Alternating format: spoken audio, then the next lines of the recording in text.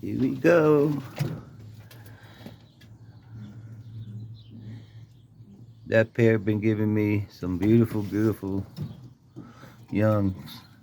This pair right here, that pair right there, powder gristles. Just got those two mated up. They got one egg. Now I got just came back from Lancaster show, and I took 10 of them, and I sold them easily. 'Cause I took some nice birds over there. Tell you what, out of all the people that took birds there, they took some nice birds, but I was comparing, man, and wow, you know, I took some nice grizzles out there, some nice prints, you know, Canadians, you know. I mean, I was there. I said half hour, and they were gone. Uh, what's his name? Baltimore. Nelson.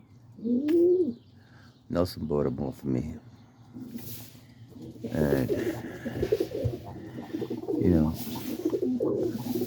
it's a nice birds, man. You know, it's none out here.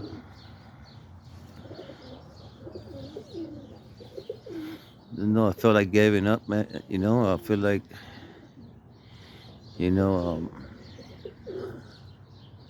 you know how it is. Always somebody always put their 2 cents in,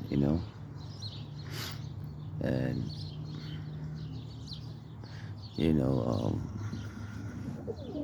because they think that birds are shitty. You know what I mean? What are you doing with those birds? How many you got? Oh my God, that's too many. You know, I said, listen, in New York, I had 200, 250. I got 40 birds here. It's nothing. You know, and people get into things that they're not supposed to, and then they make other people think,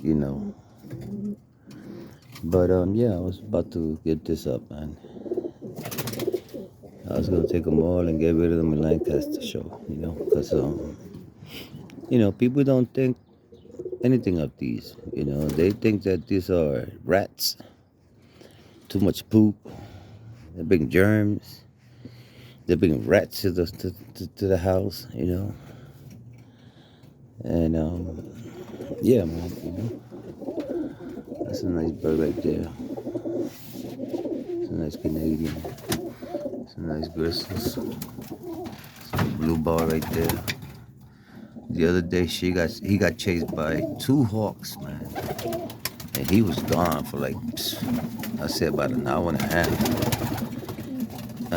Then this other ones got chased. The other one got chased. I think the grizzle was there got chased up there. The grizzle got chased. That other one too was with him. So I said, and then my dun got chased by 2. I never saw her again. Then I had a beautiful white. Never saw him again. I mean, when I let them go, man, I should have never let them go. But I said, you know what, I'm gonna go. Let go 5 of them. I didn't see no hawks around. I said, you know what, boom. As soon as I let them out, boom, they hit me. We won. I mean, there were about 10 hawks out here, man. It's unbelievable. Unbelievable, man. And that's another thing that makes me want to quit, because I like to fly my birds, And I hate when I breed them, to get certain things out, and then a motherfucking hawk takes them. You know what I mean? Like, what the fuck? I was flying birds in New York, like I'm saying in other videos. I flew birds in the late 70s and 80s and early 90s. I flew birds out there for like 25 years. Never had no problem. Never had no problem. I said, not even one time a hawk took any of my birds. Not one time. And then I started looking at videos. I said, you know what? I'm gonna see talk to my lady into building a coop and a small one, a couple of birds, and see what happens. I didn't know anything about the hawks. People was saying stuff in videos and all that, but I still didn't get it. I said, well, that's a hawk here and there, But then I started getting hit, and then I know what was up. I was like, whoa, man, this is crazy. And I remember back in the days, because there was a lot of street birds up in New York that made a lot of damage to the air conditioning, to the windows, high-rise buildings, so full of windows, so full of shit. So what they said, well, you know what? Let's get some hawks. Let's start breeding hawks. See if we can, cut this thing. But that's when I started getting out. I came out here to Pennsylvania, and then 30 years later, then I started flying birds again. I'm 65 years old, Like I said, I only got like maybe five years to fly birds, to enjoy it. Because I always wanted a coop, I always wanted a coop, big ass coop that I could walk in, and, I never had that. In New York, I had, small coops, that you had to like to clean up, you had to like really on your knees and stuff like that. But yeah, man, I almost gave it up. I love this hobby so much that I talked to my lady. I said, I wish I was in New York, living in New York, and living in the fifth floor. Living in the fifth floor. To build me a nice little coop. And enjoy flying birds, because flying birds is not just breeding them, or it's taking them for checkups, taking them here and there, catching strays, that's the fun part,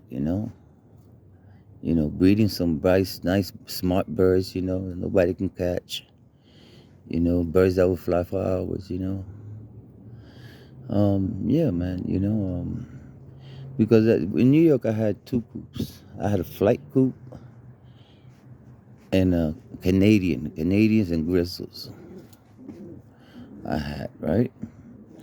So what I used to do, I used to fly my grizzles first, and they fly for a couple of hours, come down, put them in, feed them. Then I would let go my flights. My flights, it was to catch strays, my flights. That's when I caught all the strays with my flights. You can't catch no strays with these birds, man. They stay up too long. A stray comes, goes in the pack, you know. So he pulls out because he's saying, "What's this?" So he just pulls out. It's hard to catch strays. But anyway, I just wanted to say this. I almost gave this up. I went to the Lancaster show this weekend.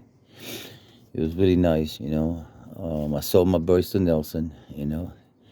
He seen them. He knew that I had good birds. Everybody was passing by was saying, "Oh, those are nice birds. Those are nice birds. Nice birds." Yeah, it was nice. Some nice grizzles, nice sprints. And nice and healthy. You know, and yeah, I got rid of them in half hour, man. So anyway, thank you.